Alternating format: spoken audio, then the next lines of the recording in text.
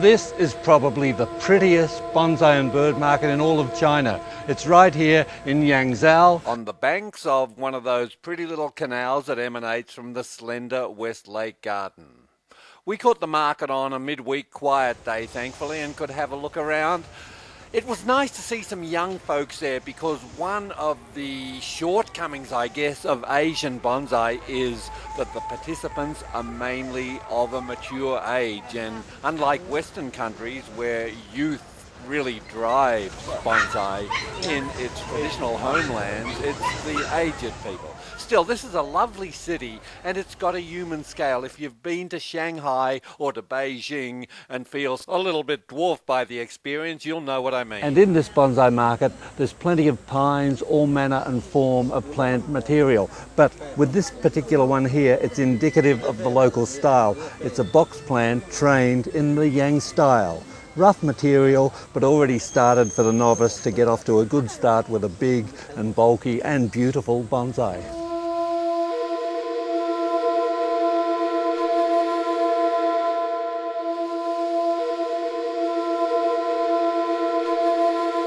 And Yangzhou Panjing master Lin Fengshu then took me to visit the Chuan Panjing Museum. This is under the curatorship of Mr. Xu, who is a former architect who now devotes all of his time to the museum. This place was fields a year ago, but $5 million goes a long way and things happen quickly in China. Have a look around and see what you think for yourself.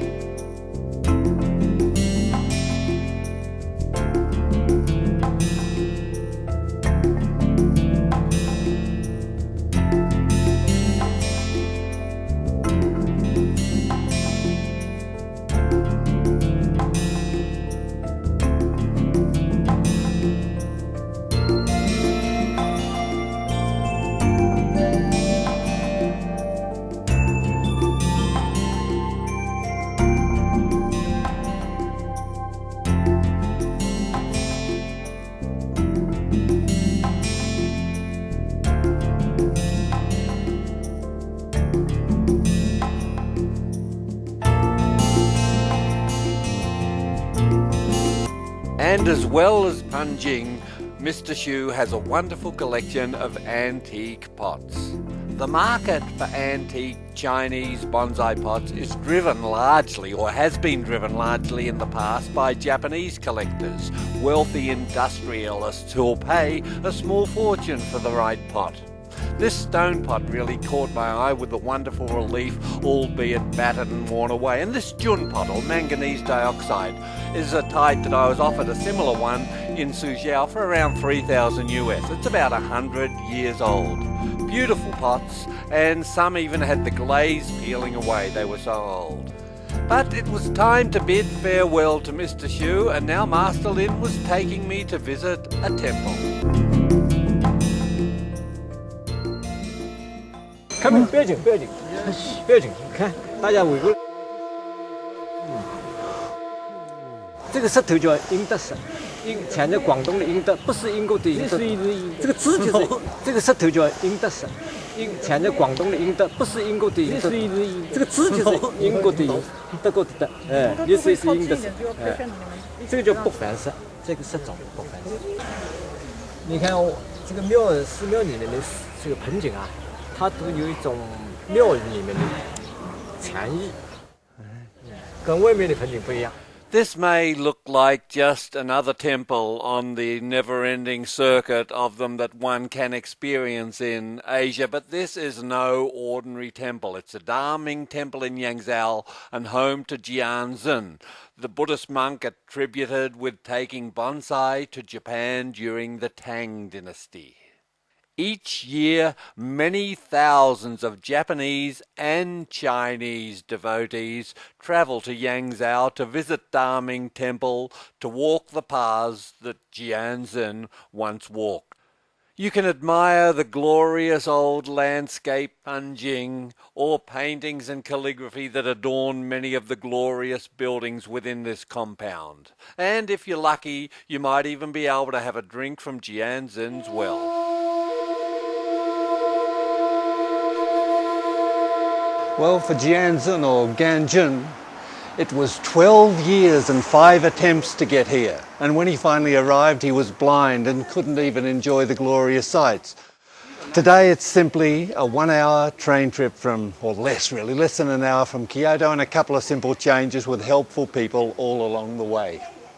Ganjin was invited to Japan at the behest of the Japanese emperor, and he brought with him not only bonsai but architecture, calligraphy, religion, and many other aspects of Chinese culture that have imparted an influence upon contemporary Japanese culture. I do wish that I had a picture of a 1200-year-old bonsai tree from Jian or Ganjin to show you, but I don't.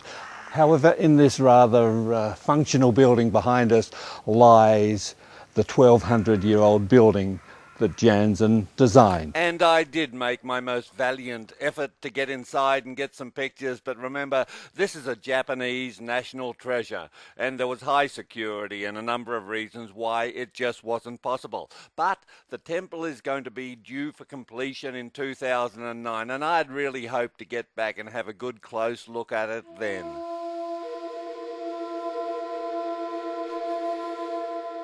Tranquil and peaceful setting in which events that occurred around 1200 years ago continue to impact on our lives today. And this is where Ganjin lies in rest. He wasn't here in Japan for a long time, but his impact was enormous, and it continues to influence people in a beautiful way all around the world. これはね、楓と言いまして、今ちょうどもう春で葉が出ちゃってますけども、葉が落ちた後、すごく枝が細かくてですね、なかなか味わいのあるもので、これ石についてるんですね。はい、石付きと言います。樹齢はそうですね、もうやっぱり80年ぐらい、はい、経ってますね。次にこれ石付き、これエゾマツなんですけどね、今ちょうど新芽が出てきて綺麗な時です。はい。でこういうところにこれ雪柳なんだけど、これ春白い花が咲いたり、これはさつきです。これから赤い花が咲くんですけど、そういうことで石につけてちょうど海岸とか渓谷の断崖に自生している姿を模して真似て作ったものです。それからじゃあこれブナですね。これねブナ、ちょうど今葉が出たばっかりで黄緑色で一番清々としたいい感じのとこです。